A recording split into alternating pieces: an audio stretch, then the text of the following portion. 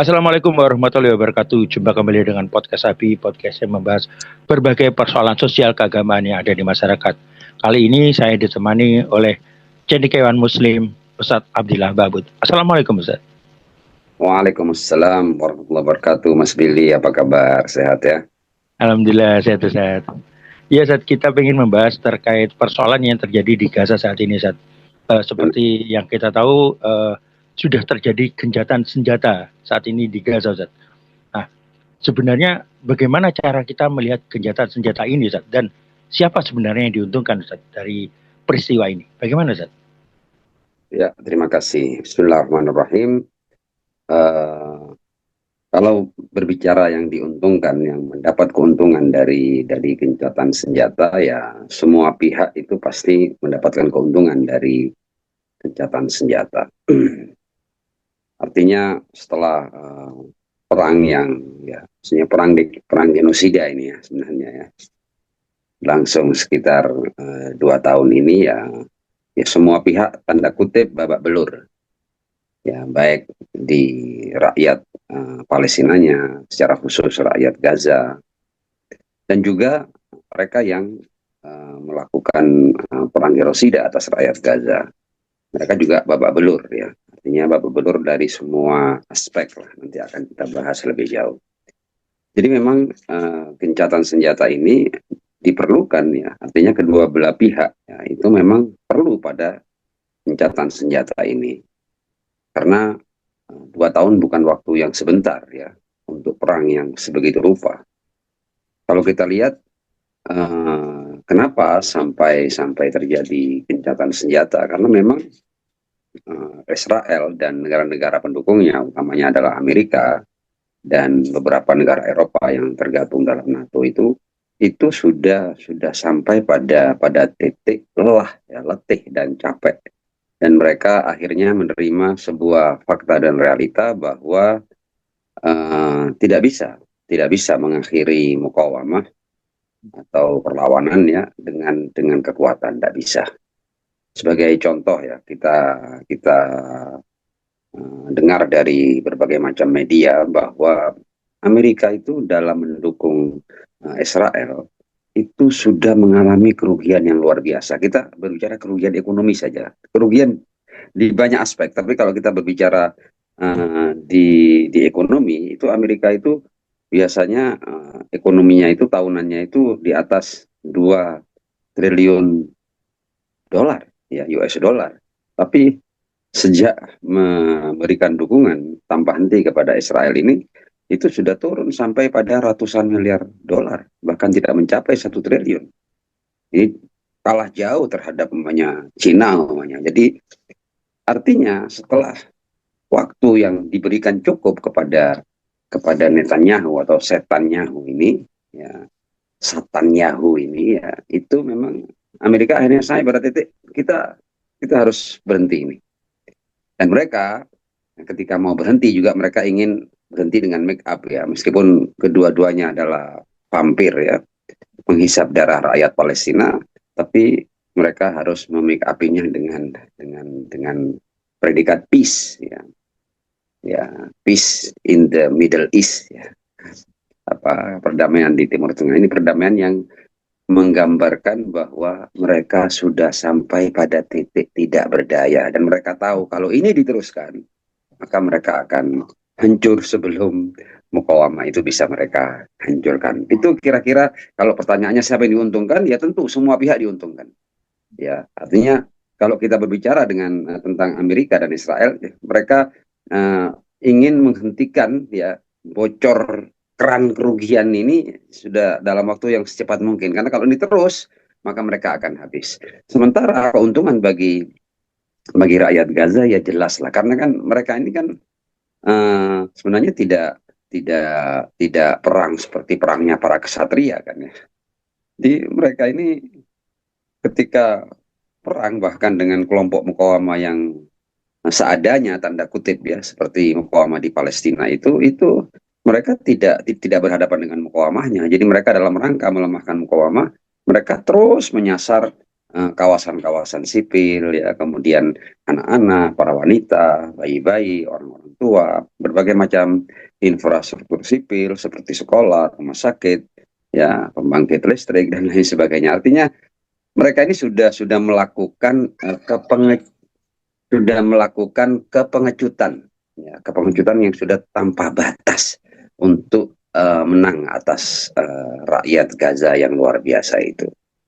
Nah, tentu ya, artinya kenapa sampai mukawamah akhirnya itu juga perlu pada semacam gencatan senjata, karena musuhnya ini tidak kesatria, musuhnya ini adalah para pengecut dan orang-orang yang dalam perangnya itu dalam rangka melemahkan mukawamah adalah mereka tidak pernah berhenti menyasar eh, sasaran-sasaran sipil, dan itu juga berat bagi mukawamah. Artinya kalau seandainya kalian mau perang, ya perang seperti kesatria lah, perang antara soldier dengan soldier, ya, katanya kalian punya punya teknologi yang canggih, punya intelijen yang tahu di mana tempat para kelompok perjuangan. Kenapa kok kalian tidak berhenti, ya, menyasar kawasan-kawasan sipil? Jadi kalau kita lihat Gaza itu sudah rata dengan tanah sekitar 80%, bahkan mungkin lebih. Ini menunjukkan bahwa koar-koar bahwa mereka itu paham tentang di mana letak mukawamah, itu semua omong kosong semuanya. Jadi mereka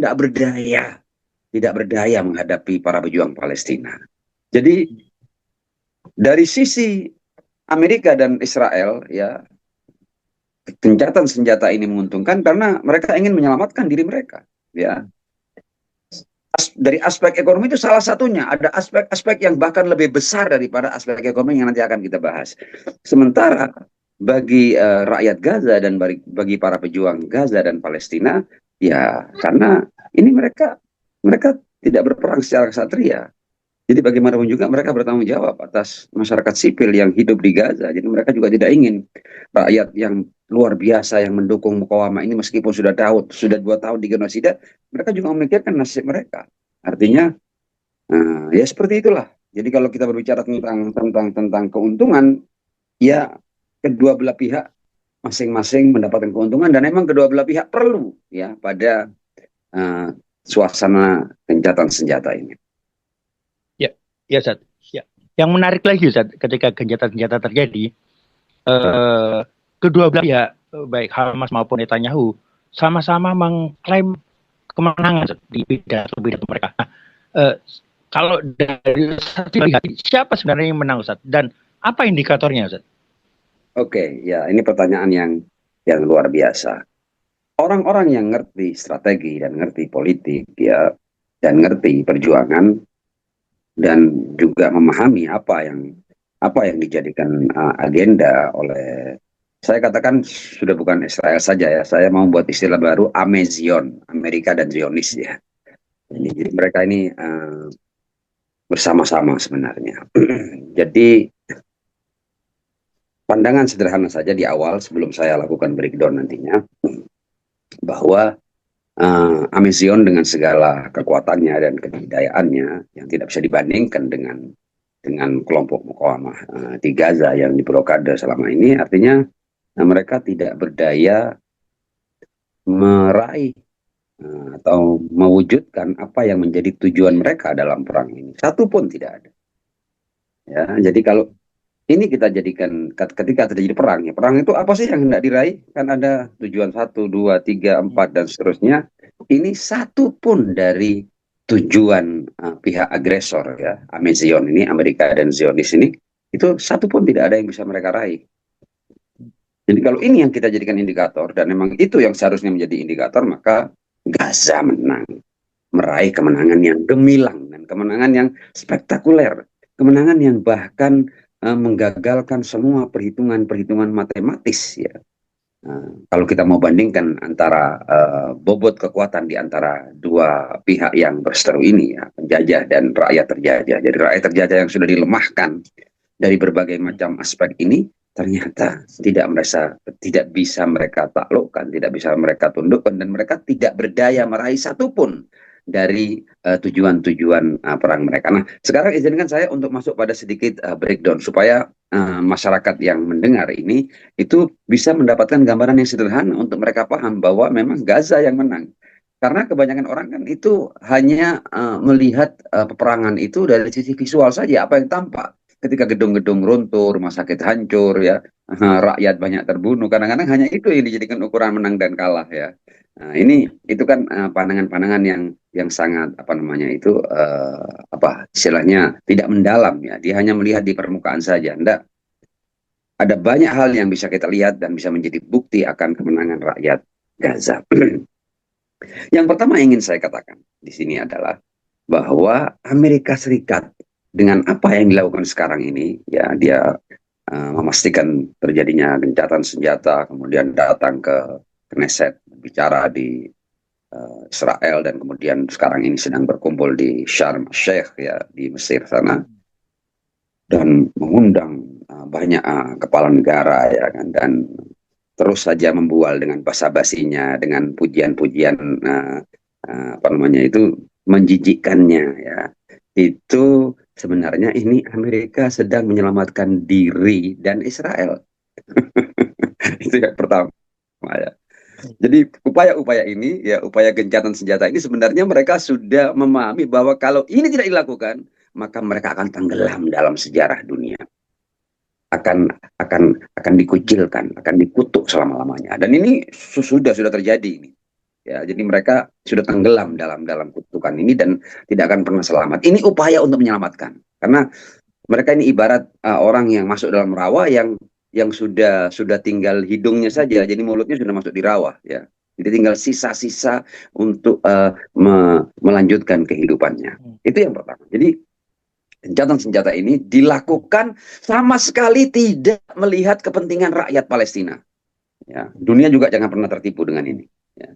Jadi ini wajah-wajah pembunuh, killer, ya, wajah-wajah penjajah, wajah-wajah pelaku genosida, ya, yang ingin dibungkus dengan wajah pencipta perdamaian. No, ini Amerika itu setan besar, Israel juga bagian daripada setan besar itu. Jadi ini seharusnya mereka malu untuk berbicara tentang menyelamatkan atau tentang menciptakan perdamaian. Nggak, mereka pencipta apa namanya itu kekacauan di dunia ini.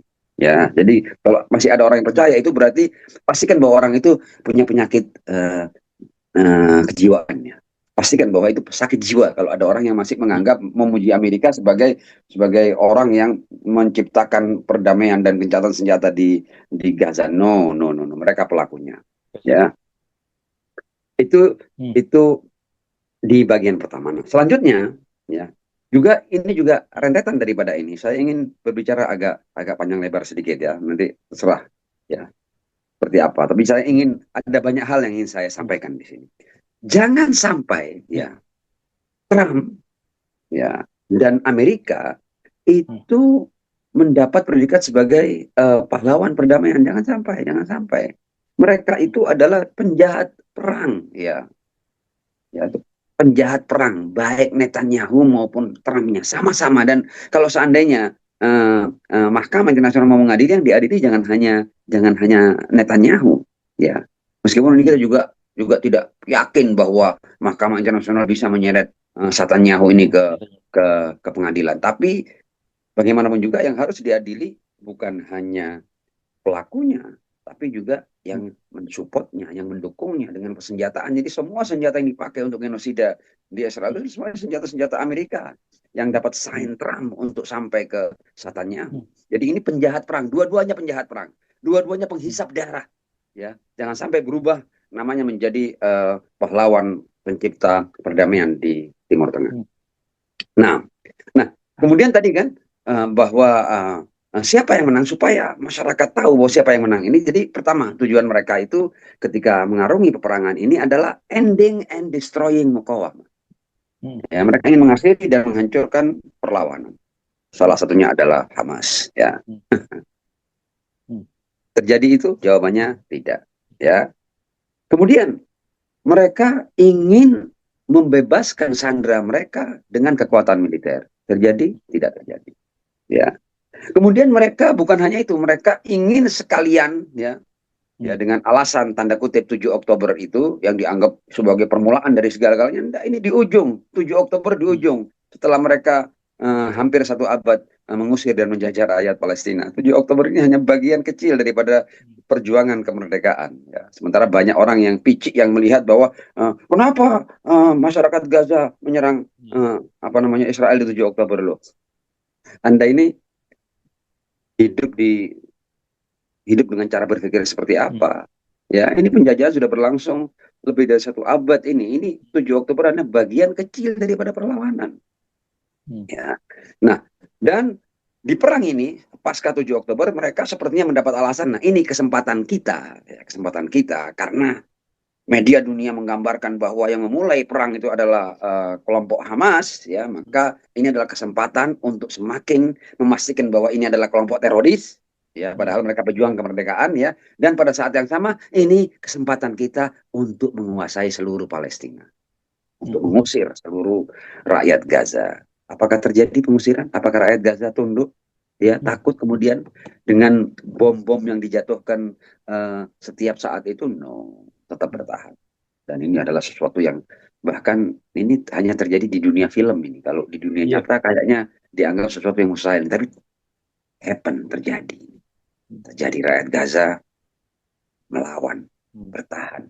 Sampai akhirnya mereka yang tekuk lutut harus menerima kesepakatan gencatan senjata dengan rakyat Gaza.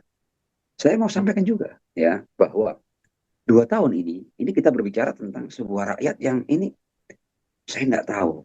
Saya mau menyifati apa lagi nih rakyat Gaza ini. Saya sudah kehabisan kata-kata. Bagaimana ada rakyat yang sekuat dan setangguh itu. Saya berikan sedikit informasi, ya. Selama 2 tahun ini, sedikitnya ada 200.000 ton bahan peledak yang dijatuhkan di Gaza. Saya ulang lagi, ya, supaya angka ini betul-betul bisa kita bayangkan. 200.000 ton bahan peledak yang dijatuhkan di Gaza. Gaza mempersembahkan lebih dari 70.000 syahid. 70.000 syahid. Bukan angka yang sedikit. Dan pada saat yang sama, mereka mempersembahkan sekitar 200.000 lebih mereka yang cedera dalam genosida ini. Bertahan. Anda tahu bahwa Gaza itu adalah kawasan yang cuma 360 km persegi. Dan diblokade, ya. Dan sudah dihancurkan secara ekonomi, secara politik, ya, dianggap sebagai kelompok teroris, macam-macam lah sudah. Artinya Gaza ini sudah dilemahkan dari berbagai macam aspek, ya. Politik dilemahkan, ekonomi dilemahkan, sosial dilemahkan, bahkan predikat teroris telah disematkan kepada mereka, dan dunia banyak yang percaya. Dan ironisnya lagi, banyak umat Islam yang percaya, para ulamanya percaya kalau Hamas ini teroris. Ini sudah kegilaan yang luar biasa ini. Saya laknat mereka itu yang sampai mengatakan bahwa pejuang kemerdekaan adalah terorisme. Anda kalau tidak minta ampun, Anda akan digoreng, ya. Anda akan digoreng di neraka jahanam. La haula wala quwata illa billah. Saya sudah sangat jijik dengan orang-orang yang pakai sorban kemudian masih saja menganggap gerakan perlawanan sebagai teroris. Ini mereka itu amin dengan iblis yang namanya Amerika dan Israel. Ini ulama-ulama iblis, ya, dan sama sekali tidak layak untuk menyematkan predikat Islam pada diri mereka, ya. Jadi 360 km persegi, ya, yang sudah diawasi, yang sudah dipantau, ya, yang sudah diisolasi, ya. Ini ada mukjizat luar biasa terjadi loh, ya, ini, ya. Itu ternyata 2 tahun tidak bisa mereka kuasai. 2 tahun mereka tidak bisa bebaskan sandera mereka. Satu sandera pun tidak bisa mereka bebaskan. Allahu Akbar. Ya. Ini berarti apa? Selain pasti pertolongan Allah. Jadi pertolongan Allah itu kan rumusan, kan, bukan tiba-tiba Allah menolong, enggak. Rumusannya adalah intan surullaha yansurkum. Jadi kalau kalian bangkit melawan, ya, di jalan kebenaran, Allah akan bela kalian. Ya. Bukan kemudian orang diam kemudian berdoa, kemudian ini sebagian masih begitu, ini sudah biarkan, sudah takdir, kita mau ngomong apa lagi, doa sajalah. Tidak begitu Islam itu. Kalau doa tok tidak ada intan surullah yang surkum. Gila apa? Saya agak kesel saya dengan cara-cara berpikir yang bodoh ini. Ya, mohon maaf, saya harus mengeluarkan kata-kata ini, sudah. Saya tidak kuat sudah, ya. Sudah sesak dada saya ini. Biarkan itu takdir, sudah suratan ilahi. Kamu ini gila bagaimana? Kamu tidak baca Al-Quran. Al-Quran intan surullah yang surkum. Sabit agdamakum. Ya. Memang terjadi pertolongan Allah. Terjadi mukjizat. Di mana mukjizatnya? Mungkin orang melihat, kok hancur ya, katanya Tuhan menolong. Dan bukan begitu cara menilainya. Ini cara menilainya. Salah satu saya ajarkan cara menilainya. Saya bukan orang yang pandai di dunia militer dan politik. Tapi kalau 2 tambah 2 4 begini, saya kira anak SD pun bisa jawab. Harus saya. Ya. Ya. Oke. Saya kasih anunya. Iya tadi. Jadi ini saya minta waktu dulu ya. Iya, ya. Sebelum antum lanjut dengan pertanyaan-pertanyaan yang lain. Nah, jadi 360 km persegi itu dalam 2 tahun ya. Ini 360 meter yang sudah mereka lakukan upaya-upaya intelijen bertahun-tahun, berpuluh tahun. Mereka sudah punya antek-antek, mereka sudah punya kelompok-kelompok bersenjata yang setiap saat meneror pejuang-pejuang di apa namanya, di Gaza. Ini sudah mereka kuasai, ini sudah di tangan mereka, sudah di kantong mereka Gaza ini. Tapi 2 tahun ya mereka tidak bisa meraih satupun dari agenda-agenda perang genosida mereka. Ini berarti apa? Ini berarti ada pertolongan Tuhan. Pertolongan Tuhan lewat apa? Lewat kejeniusan dalam strategi. Allahu Akbar. 360 km persegi. Ya, yang sudah dipantau. Ini adalah kejeniusan strategi. Ya. Dan ini adalah kemenangan yang luar biasa. Bahkan dalam dunia militer. Ya, bertahannya rakyat Gaza ini juga kalkulasi militer dan strategi militer itu sudah gugur semuanya. Kok bisa di kawasan yang sempit seperti ini mereka tidak bisa ditundukkan melawan kekuatan yang paling kuat di dunia, adidaya dunia dengan segala senjata yang canggih. Ya, oke. Yes. Jadi kalau kita sedikit lagi. Jadi kalau kita di bagian ini ya. Jadi kalau kita mau apa namanya itu mau ngomong kemenangan Israel atas siapa? Israel menang terhadap anak-anak yang mereka bunuh, bayi-bayi yang mereka bunuh, menang terhadap sekolah-sekolah yang mereka hancurkan, menang terhadap rumah sakit yang mereka hancurkan, menang atas nenek-nenek tua, para wanita, menang atas rakyat sipil. Jadi mereka ini adalah tentara. Jadi kayak apa ya? Orang-orang yang tugasnya itu hanya untuk menjatuhkan dan merobohkan gedung-gedung lama dengan dinamit atau dengan apa. Itu keberhasilan Israel, tidak ada yang lain. Jadi siapa yang menang? Yang menang secara gemilang dan mencengangkan adalah rakyat Gaza dan kelompok perlawanan di Gaza yang salah satunya adalah Hamas dan Jihad Islam. Ya, Ustaz. Ada yang menarik lagi, Ustaz, yaitu terkait dengan siapa sebenarnya yang mencetuskan senjata atau keberhasilan senjata ini adalah kerja keras siapa? Trump itu mengklaim bahwa senjata ini adalah hasil dari kerja kerasnya, Ustaz. Sementara kelompok perlawanan seperti Brigade Al-Qassam dan juga Jihad Islam itu menyatakan bahwa buah dari senjata ini adalah buah dari perlawanan mereka. Nah, sebenarnya siapa yang benar dan bagaimana cara melihat senjata ini, Ustaz, dari dua sudut pandang ini, Ustaz? Bagaimana, Ustaz? Ya, sebenarnya tadi di awal tadi ya, selayang pandang sudah saya jawab. Jadi memang jadi Amerika itu bukan pihak ketiga. Ini yang paling penting. Banyak orang yang menganggap bahwa Amerika pihak ketiga. Yang berseru adalah Israel dan rakyat Palestina, rakyat Gaza umpamanya. Amerika sebagai pihak ketiga. Amerika juga berada di pihak yang sama ya dengan Israel, dengan penjajah dan pelaku genosida ini. Ya, jadi ini sebenarnya antara dua pihak. Amerika bukan pihak ketiga. Karena itu saya katakan Amezion, Amerika dan Zionis, satu pihak ini, ya, satu kelompok. Ya. Dan kalau kita melihat apa yang terjadi, sebenarnya pihak Amerika dan Zionis ini itu artinya sampai mereka mau biayai sedemikian besar Israel sampai 2 tahun ini karena dianggap Israel itu bahkan gambaran mereka itu kurang dari setahun, hanya dalam hitungan bulan selesai itu perlawanan dan rakyat Gaza akan menyerah, akan lari dari Gaza, akan menyelamatkan diri mereka. Jadi artinya mereka nanti akan dianggap sebagai pengungsi perang ya yang diselamatkan oleh negara-negara tetangganya ya. Jadi tujuannya itu kan, di antara tujuannya adalah mengosongkan Gaza dari rakyat Palestina. Tapi 6 bulan berlalu, 6 bulan kedua berlalu, 6 bulan ketiga berlalu, dan sampai 2 tahun ternyata tidak ada yang berubah. Sampailah Amezion ini, Amerika dan Zionis ini pada titik di mana ini tidak bisa kita lanjutkan. Karena ini sudah sangat terkait dengan keberlangsungan kita.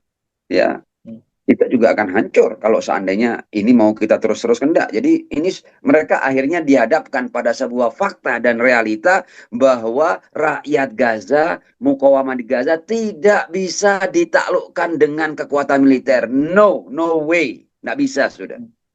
Dan karenanya mereka akhirnya melakukan inisiasi untuk gencatan senjata ini. Jadi gencatan senjata ini adalah bendera putih yang diangkat oleh Amerika dan Israel.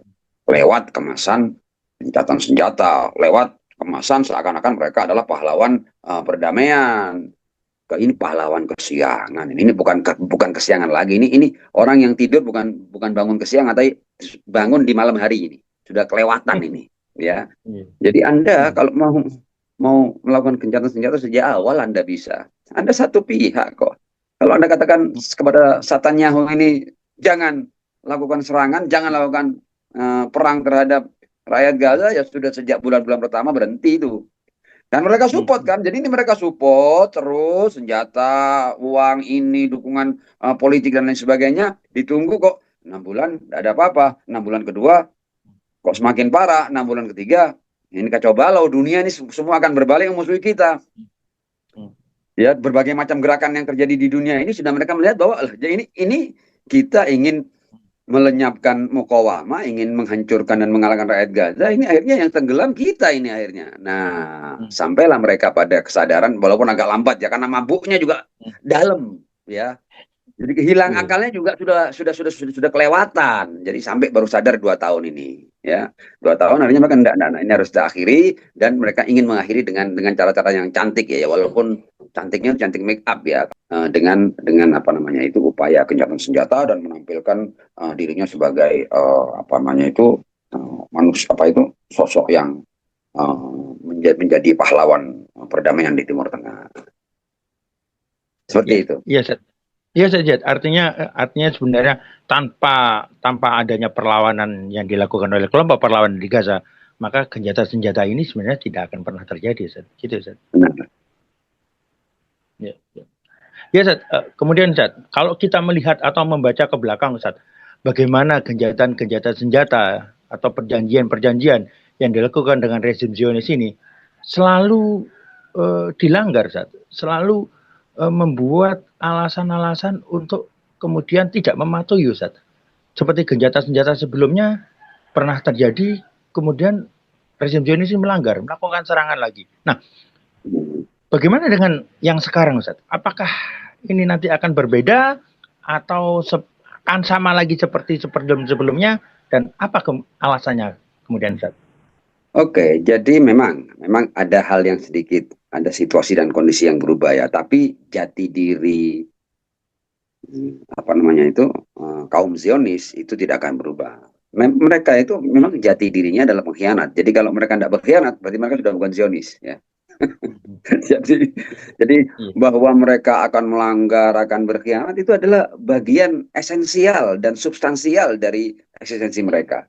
Eksistensi mereka itu wujudnya sudah pengkhianatan.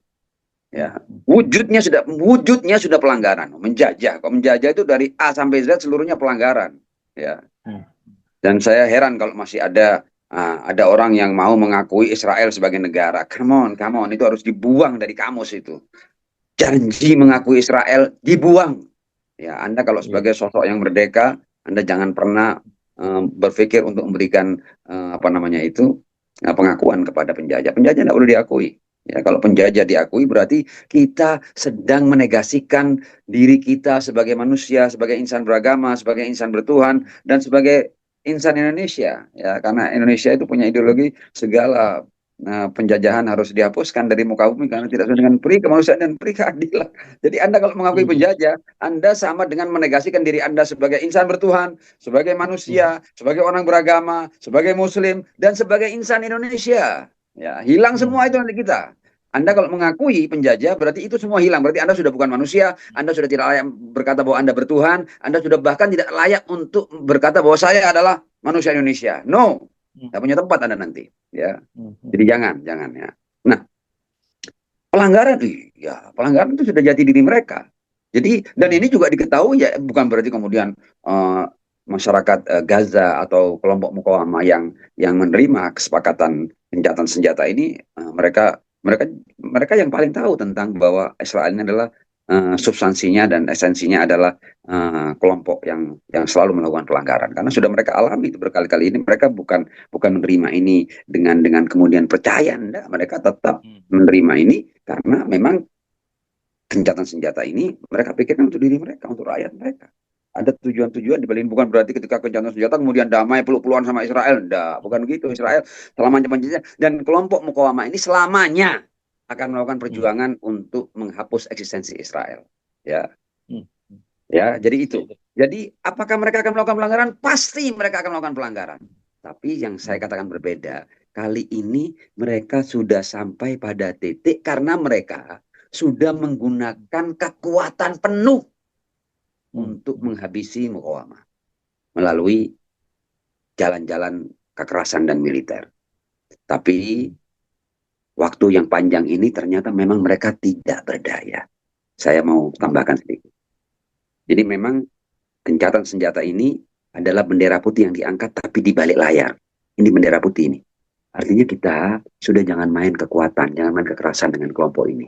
Kelompok yang ada di 360 km persegi ini saja, kita bahkan tidak bisa menang, tidak bisa menemukan sandera kita, tidak bisa bebaskan sandera kita. dunia iblis ini, ya, yang dipimpin oleh Amerika itu, ya, dan berbagai macam kroninya, tidak bisa menang, tidak bisa membebaskan sandera yang hanya ada di kawasan 360 km persegi, yang sebagian besarnya sudah mereka kuasai. Ini kan gila kan? Nah, kemudian mereka juga akhirnya sampai pada titik mana bahwa kalau Gaza seperti ini, bagaimana dengan kelompok-kelompok mukawamah yang lain? Ada Hizbullah di Lebanon yang jauh secara militer lebih kuat daripada rakyat Gaza. Ada Ansarullah di Yaman yang bahkan sudah mengatakan kalau Israel macam-macam melanggar gencatan senjata ini, kita akan memberikan balasan yang lebih dahsyat, ya, respon yang lebih dahsyat daripada yang kemarin-kemarin. Ini juga masyarakat yang setiap Jumat itu turun di jalan dalam jumlah jutaan. Ya, ini belum kelompok perlawanan yang ada di Irak. Belum juga kita berbicara tentang Republik Islam Iran. Ya, artinya mereka ketika tidak berdaya dengan kawasan kecil di Gaza ini, mereka ini sudah ini, makanya kan mereka melakukan besar-besaran, ya, tampil dengan kalimat-kalimat yang mereka sebenarnya terpaksa mengatakan itu, ya.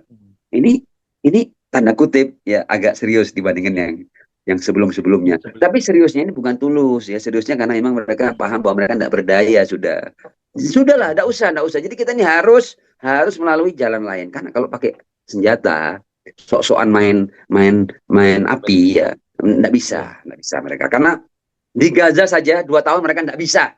Seluruh dunia loh ini, ya, mereka belum melihat Hizbullah di Lebanon, Hizbullah di Irak, Ansarullah di Yaman, kemudian Iran, dan kemudian dunia, rakyat dunia yang sekarang sedang bangkit, ya. Gerakan Sumut Flotilla kemarin itu sudah cukup membuat sebenarnya sekarang ini bahkan para pemimpin di Eropa dan Amerika ini adalah orang-orang yang sudah tidak dapat kepercayaan dari rakyat dan bangsa mereka. Bahkan bukan hanya itu, ya. Artinya orang-orang Barat, orang-orang Eropa ini, mereka sudah kalau ada pelancong-pelancong dari negara haram Israel ini, itu mereka mengatakan sudah, you are not welcome, ya, kalian tidak diterima di sini, ya, kembali, hilang kalian ini penyakit, ya. Artinya sudah sampai pada titik itu, ya. Oke. Ya, Zat. Menarik, Zat. Kemudian, Zat, yang cukup menarik lagi juga, Zat, bersama dengan gencatan senjata ini, sejumlah negara melakukan pertemuan tingkat tinggi, Zat. Di Mesir, Amerika juga ada di situ. Nah, mereka membicarakan peace plan for Gaza. Mereka sebut seperti itu. Tapi yang sebenarnya adalah mereka membicarakan masa depan Gaza, Ustaz. Nah, bagaimana Ustaz melihat masa depan Gaza setelah ini, Ustaz? Benarkah negara-negara yang saat ini berkumpul di Mesir itu benar-benar memikirkan terkait dengan masa depan Gaza, atau jangan-jangan ada hal-hal lain yang disembunyikan di situ? Bagaimana Ustaz melihat ini, Ustaz? Iya, saya sudah jawab di sana tadi. Mereka pada awalnya, ya, ingin menghapus itu Palestina, ingin menghapus rakyat Gaza. Ya, Hmm. ingin, bahkan jelas kan sudah berkali-kali terucap itu bahwa mereka sudah menyediakan tanah air pengganti untuk rakyat Gaza ini. Itu kan awalnya begitu kan. Jadi kita harus baca ini. Jadi ini orang yang berdusta ini apa namanya, track record ini tidak akan hilang ya kan. Apalagi ya, digital ini tidak akan hilang ya kan. Mereka dulunya itu sudah memikirkan tanah air pengganti untuk rakyat Gaza. Ayo jangan bohong ya. Jadi kan gitu kan. Jadi sekarang Anda mikirkan tentang rakyat Palestina, omong kosong, bullshit itu. Ya, jadi karena kalian sudah tidak bisa mengusir rakyat Gaza, akhirnya kalian terpaksa untuk gimana ini? Terus gimana ini? Ketika kita sudah tidak berdaya begini, terus gimana ini? Nah, jawaban saya adalah dunia harus sadar. Dan saya katakan juga negara-negara Islam dan negara-negara Arab ya itu juga harus sudah sadar lah. Dan mereka sebenarnya tahu, tapi mereka tidak seberani rakyat Gaza. Ya. Kepala-kepala negara saya tanpa perlu menyebut yang katanya disebut negara kuat, punya militer yang kuat, itu semuanya mereka pengecut, ya tidak seberani rakyat Gaza yang tanda kutip tidak punya apa-apa. Seandainya kalian belajar rakyat Gaza selesai itu, Amerika sudah. Ini kita bukan berarti ingin menghancurkan Amerika, enggak loh ya. Kita ingin menghentikan ya kesewenang-wenangan Amerika, arogansi Amerika. Janganlah. Anda sebagai negara, Anda hidup berdampingan dengan negara lain, saling menghormati. Anda tidak usah tampil seakan-akan Anda adalah segala-galanya. Jangan. Ini sudah mau berakhir nih era Fir'aunisme, Namrudisme ini sudah mau berakhir nih. Anda tidak bisa mau jadi Namrud zaman, mau jadi Fir'aun zaman, tidak bisa. Anda dilawan Anda. Ya, cukup, enough, cukup. Jangan main-main, jangan main Fir'aunan ya. Jangan main Namrudan ya. Anda hanya akan semakin menghancurkan diri kalian ya. Jadi dunia harus sampai pada fakta dan realita bahwa akar permasalahan itu adalah penjajahan. Ya, aneh kan? Ada kekuatan yang menjajah, kemudian yang mau Anda suruh menyesuaikan diri adalah masyarakat yang dijajah. Loh, ini kan gila ini. Ini penjajahan. Anda harus hilangkan penjajahan ini, baru selesai nanti. Kalau enggak, ya selamanya enggak akan selesai. Kecuali Anda sudah bisa mengganti otak rakyat Gaza itu untuk mereka enggak paham apa arti kemerdekaan, apa arti dijajah. Kalau Anda bisa mengosongkan ya konsep-konsep itu dari jiwa setiap rakyat Gaza, Anda baru bisa ngatur Gaza dengan tetap menjaga eksistensi penjajah. Tidak bisa. Jadi ini penjajah dan rakyat yang dijajah ini dua eksistensi yang tidak bisa, yang kontradiktif. Ya. Anda tidak bisa mengakomodir dua-duanya, tidak bisa. Ya, Anda harus Anda kembalikan kepada realita, yaitu Anda menerima rakyat terjajah untuk mereka menentukan nasib mereka sendiri. Atau yang pertama kan sudah Anda coba kan, Anda ingin menghapus, ingin melenyapkan, melakukan genosida terhadap rakyat Gaza, Anda tidak berhasil. Ya, jadi satu-satunya jalan bagi Anda bukan menyatukan dua ini. Anda satukan lagi. Ini yang pasti api akan berkobar darinya. Tidak bisa disatukan. Anda hanya akan mengulang kegagalan kalau Anda mau satukan Israel dan penjajah dan rakyat yang dijajah ya. Jadi ini yang perlu disadari oleh banyak orang, akar permasalahan adalah penjajah. Dan karena itu Presiden kita tahun 62 loh ya, 1962 Bung Karno itu mengatakan selama penjajahan tetap berlangsung atas rakyat Palestina, maka kami bangsa Indonesia akan terus bersama rakyat Palestina. Ini orang yang logikanya masih jalan, rasionya masih jalan. Di tahun itu dia sudah melakukan perlawanan kepada Israel ini dan bahkan tidak mau tim Indonesia bertanding dengan tim Israel. Ini Indonesia. Ini manusia, ini bertuhan. Ini negarawan. Ya. Nah, jadi seperti itu. Jadi akar permasalahan adalah pada penjajah. Dan kalau kita berbicara tentang realita Palestina, ya memang Palestina harus mendapatkan kemerdekaannya, harus mendapatkan hak-haknya. Ya, dan kalau mau tahu solusi yang paling baik adalah referendum. Referendum itu artinya bagaimana penduduk asli Palestina itu menentukan nasib mereka sendiri. Penduduk asli Palestina di dalamnya ada orang-orang Yahudi, ada orang-orang Kristen, ada orang-orang Islam. Enggak, kita enggak kemudian yang Kristen, yang Yahudi, enggak, kita enggak anti Yahudi, kita enggak anti Kristen, kita pro keadilan dan anti kezaliman. Jadi mereka yang didatangkan dari berbagai macam belahan negara Eropa itu yang kemudian mengusir penduduk asli Palestina, ini yang harus tidak diberi hak lagi. Tapi penduduk asli Palestina termasuk mereka yang terusir dari tanah Palestina, itu mereka diajak dalam sebuah referendum untuk silahkan mereka mau menentukan negara Palestina itu seperti apa nantinya. Jadi referendum yang dilakukan ya oleh penduduk asli Palestina, baik yang Yahudinya, yang Kristennya, yang Islamnya, yang Arabnya, yang non-Arabnya, kembalikan kepada penduduk asli Palestina. Itu yang sebenarnya tepat. Ya, siap. Kemudian bagaimana kemudian rakyat Indonesia seharusnya merespon gencatan senjata ini dan juga apa yang dilakukan untuk terus mendukung rakyat Palestina, Ustaz? Untuk rakyat Indonesia, Ustaz? Ya, rakyat Indonesia seperti yang saya katakan tadi itu, rakyat Indonesia ini rakyat yang bertuhan, kemudian punya ideologi yang luar biasa, Pancasila, Undang-Undang Dasar 1945. Kalau kita berbicara Indonesia, ya Indonesia ini kalau kita lihat substansi rakyat Indonesia itu adalah masyarakat yang bertuhan. Masyarakat yang punya ideologi dalam 5 poin di Pancasila dan juga Undang-Undang Dasar 1945. Masyarakat Indonesia ini mayoritas adalah Muslim. Ya. Jadi kalau kita mau mau membreakdown substansi daripada rakyat Indonesia, mereka mayoritas bertuhan. Bertuhan tentulah masyarakat yang bertuhan tidak akan diam melihat hamba-hamba Tuhan itu dijajah dan digenosida. Jelas kan? Mayoritas masyarakat Indonesia adalah Muslim. Ya. Muslim yang tidak peduli kepada nasib sesama Muslim bukanlah Muslim. Ya. Artinya kalau kita lihat dari semua substansi dan poin-poin substansial dari rakyat Indonesia harus melawan penjajah Israel dan harus berjuang tidak pakai henti sampai merdekanya rakyat Palestina. Kemudian ideologi Pancasila dan Undang-Undang 1945 jelas ya, segala macam untuk penjajahan harus dihapuskan dari muka bumi karena tidak sesuai dengan pri kemanusiaan dan pri keadilan. Pri kemanusiaan dan pri keadilan ini ada dalam butir-butir Pancasila. Ya. Jadi Indonesia, masyarakat Indonesia dari berbagai macam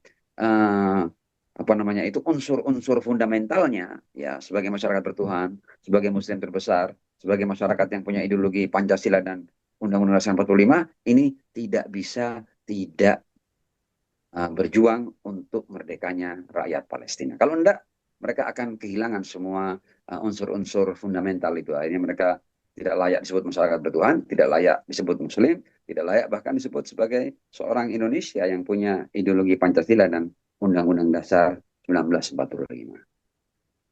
Dan ada hal yang ingin saya sampaikan di sini. Mereka ini, jadi sebenarnya Trump atau Amerika dan Israel ini sama. Dan mereka itu selalu main promise land-an. Ini promise line. Jadi sesuatu yang bisa mereka kuasai kemudian dikasih unsur suci promise line, in our promise line. Promise land namanya. Gila ini kan. Jadi Amerika dulu juga ketika melakukan genosida terhadap penduduk asli di Amerika sana, Indian di sana, itu mereka juga mengatakan ini promise land bagi kita. Anda datang dari jauh kok promise land. Enak aja Anda ini. Jadi sebenarnya Amerika itu Israel besar. Amerika sudah melakukan genosida terhadap penduduk asli Amerika dan kemudian mengatakan ini promise land. Sama. Ini juga ya Yahudi Zionis cecunguk sejarah ini ya. Ini juga ketika mereka sudah berhasil mengusir diakui ini sebagai promise land. Ya, sama. Kalau kita mau baca sejarah, ini kalau mau main, ini dulu punya siapa, ini dulu punya siapa. Kita kembali, ini saya kasih fakta, satu fakta aja, sesuatu yang mungkin jarang orang dengar ini ya. Anda tahu Yeriko itu sudah dihuni oleh penduduk asli Palestina kapan? 8.000 tahun sebelum hijrahnya Nabi Ibrahim dari Irak ke Palestina. Dan mereka sudah punya industri kaca, sudah buat kaca mereka. Silakan baca sejarah. Jadi kalau Anda mau main siapa yang dulu di Palestina, malah Nabi Ibrahim itu hijrah. dari Irak ke Palestina. Come on, ya. Nggak taunya nih orang-orang yang baru lahir kemarin kemudian ngaku punya promised land. Ini sama. Nanti Anda mau menjajah di mana? In our promised land. Enak aja kalau gitu. Ya, Anda menjajah, kemudian Anda berikan air suci pada penjajahan Anda. Ini dunia tidak harus sadar ya. Dan orang-orang sebagian orang Indonesia yang terbodohi ini ya dengan klaim-klaim promised land, holy land apa itu adalah apa namanya itu dusta-dusta dan bualan-bualan para penjajah haus darah yang ingin mensucikan ya kejahatan mereka dengan hal-hal yang sifatnya holy padahal tidak ada holy-holynya sama sekali. Iya, iya, Ya. iya. Siap, Ustaz. Terima kasih banyak Ustaz atas waktunya. Semoga memberi pencerahan bagi masyarakat Indonesia terkait apa sebenarnya terjadi di Gaza saat ini, Ustaz. Ya, ya. Dan terakhir saya ingin katakan, Amerika bukan pahlawan perdamaian. Dia adalah penjajah yang takluk ya terhadap perjuangan rakyat Gaza dan Palestina. Free Siap. Palestine. Iya, Ustaz. Terima kasih banyak, Ustaz. Ya, demikian pemirsa bincang-bincang saya dengan cendekiawan Muslim Ustaz Abdillah Babud terkait dengan apa yang terjadi di Gaza saat ini. Nantikan podcast-podcast kami berikutnya. Assalamualaikum warahmatullahi wabarakatuh. Waalaikumsalam warahmatullahi wabarakatuh.